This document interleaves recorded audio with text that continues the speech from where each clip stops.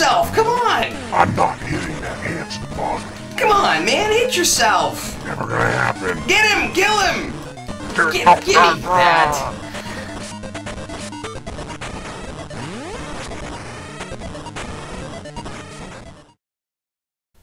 I am Doomsvince, and this is day 159 of Spawn Year.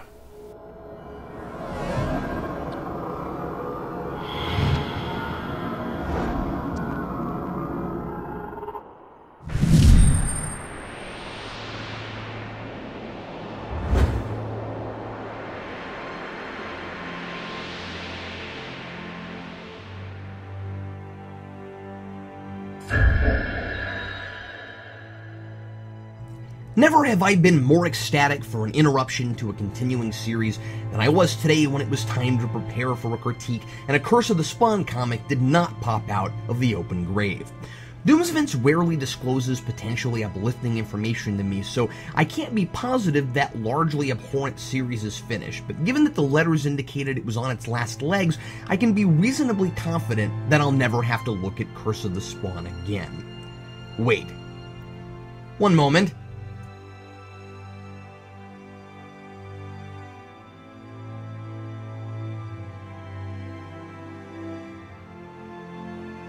Excuse me, I had to do some rearranging.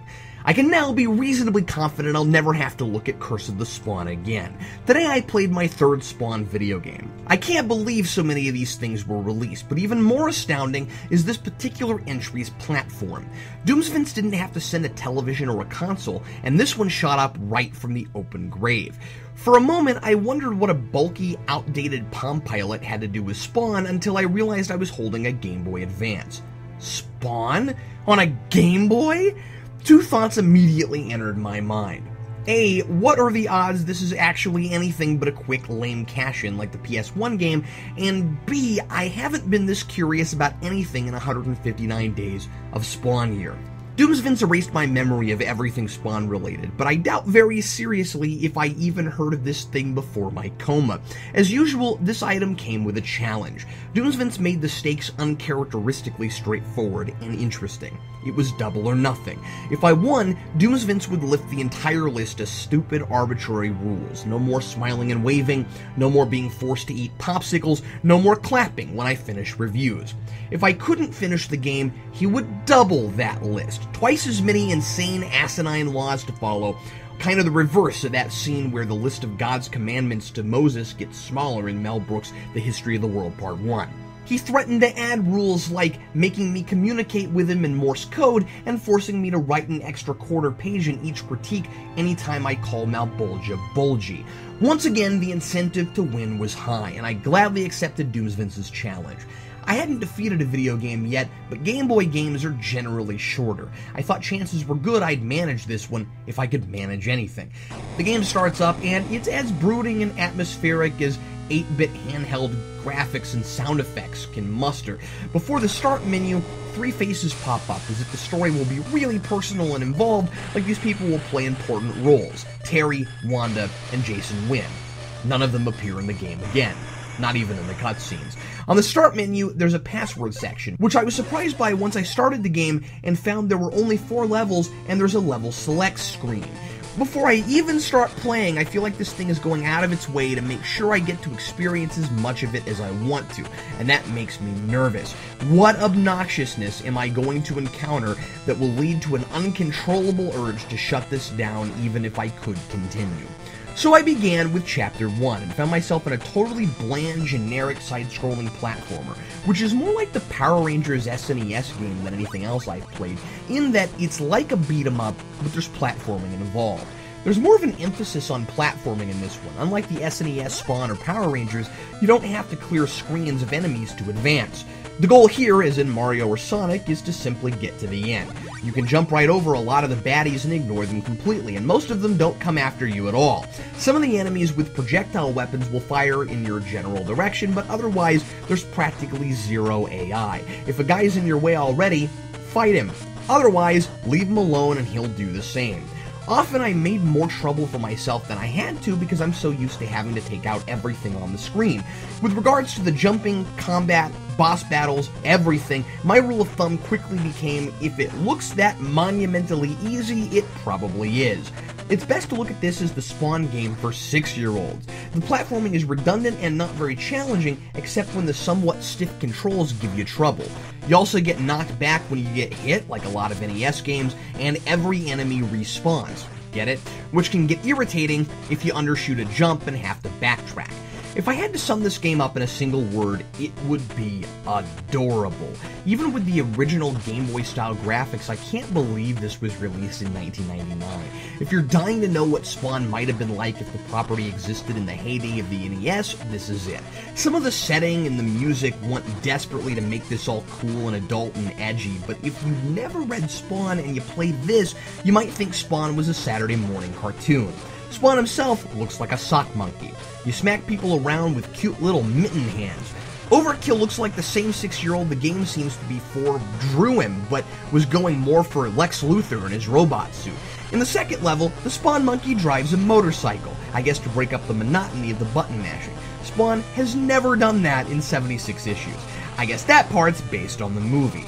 But it's not edgy, it's cute.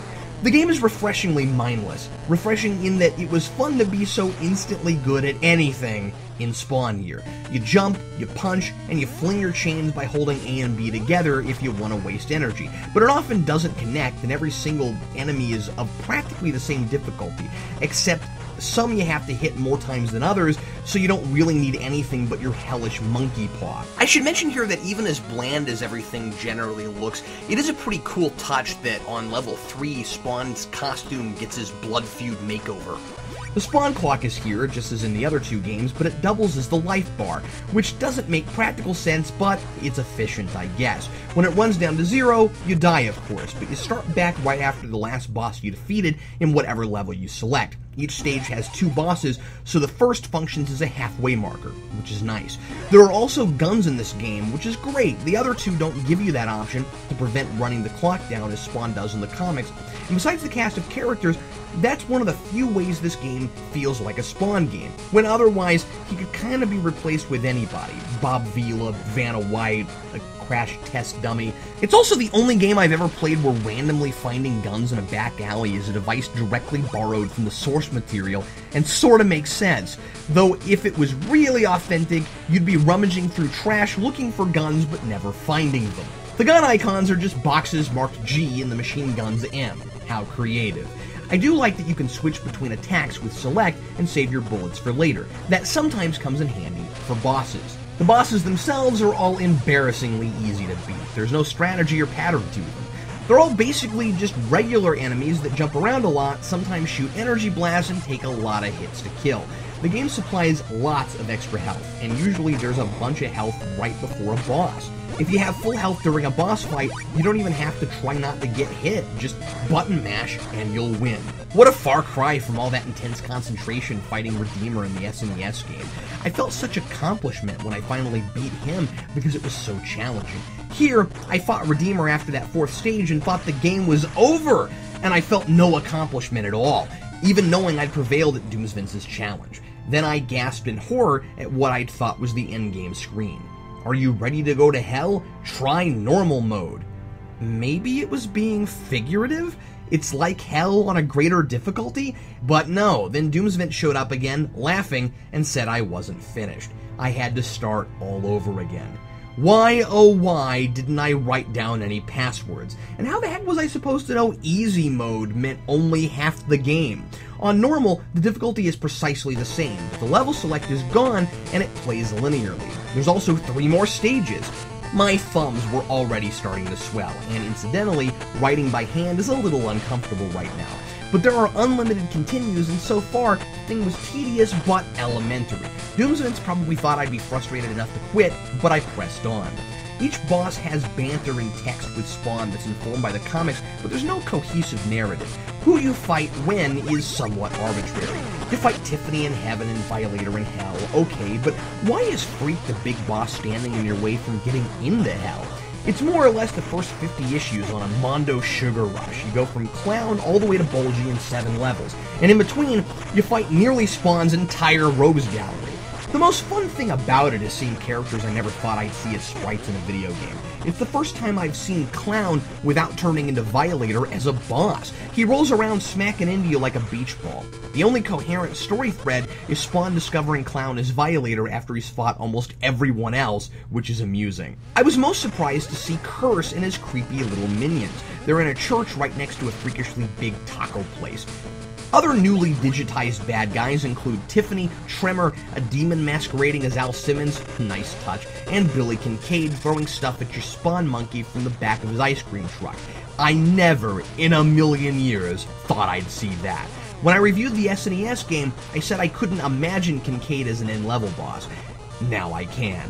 To date, this is the most proactive I've ever seen Spawn. He goes through the city, to a heavenly orbital platform, to heaven, and then to hell. There's a stage called The Descent, where you're falling to hell, and like with the motorcycle, it's an attempt at mixing things up a bit, but there's no challenge. All you're doing is falling, and occasionally you collect stuff. There's nothing that can kill you. Spawn's also more likable here. When you fight Jessica Priest, he exhibits a sense of chivalry, saying, "I don't fight women, sorry." But then she attacks, so you beat the crap out of her. Then when Tiffany shows up, that sentiment is totally missing. Guess he got over that personal conviction quick. There are constantly hilarious details to laugh at, and they help the game feel less redundant. I said it feels like it's for 6-year-olds, but only if you ignore the 2-bit hookers and what clearly must be their pimps. I guess that'd be 8-bit hookers. The graffiti is hilarious. "Shoot me!" Wow, somebody's attempting suicide in an inventive sort of way. And there's Korn, another band McFarlane worked with at the time. I'm surprised Kiss isn't referenced for once. And why are Sam and Twitch advertising in an alley? The final boss is, of course, Malbolgia, who is the only thing in the game that takes any amount of figuring out at all, but it's still really simple. You punch other spawns off a ledge and into Bulgy. After 15 or 20, Malbolgia's done. Wow. Why does that even work? Well, I don't care. I finally beat a Spawn game. Doomsvince begrudgingly lifted those obnoxious rules, and I basked in my first real victory in months. I really expected some catch, but this time there doesn't seem to be any. I'm also surprised he left the Game Boy here. Wait, it's suddenly turning on. If you want to review tomorrow's comic, beat the game on hard?